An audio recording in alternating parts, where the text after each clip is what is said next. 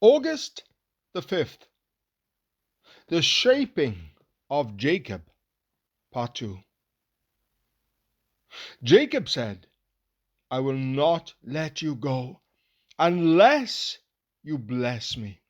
And he said to him, what is your name? And he said, Jacob. Then he said, your name shall no more be called Jacob, but Israel. For you have striven with God and with men, and have prevailed.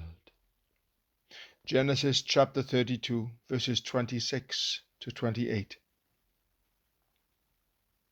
When Jacob learned that Esau was bringing an armed force against him to avenge the stolen blessing of 20 years before, he was thrown into complete despair.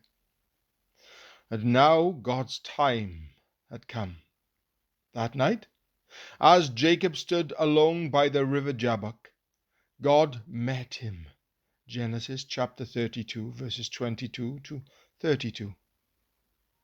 There were hours of desperate, agonized conflict, spiritual and, as it seems to Jacob, physical. Jacob had hold of God. He wanted a blessing, an assurance of divine favor and protection in this crisis, but he could not get what he sought. Instead, he grew ever more conscious of his own state, utterly helpless and without God, utterly hopeless. He felt the full bitterness of his unscrupulous, cynical ways now coming home to roost. He had been hitherto self-reliant, believing himself to be more than a match for anything that might come, but now he felt his complete inability to handle things. He knew with blinding, blazing certainty that he would never again dare to trust himself to look after his own life and to carve out his destiny.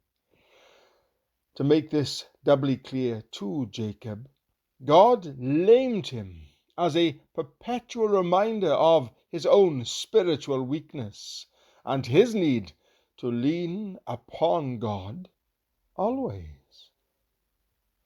The nature of Jacob's prevailing with God was simply that he held on to God, while God weakened him and wrought in him the spirit of submission and self-distrust, that he desired God's blessing so much that he clung to God through all that painful humbling until he got low enough for God to raise him up. Why must God humble us?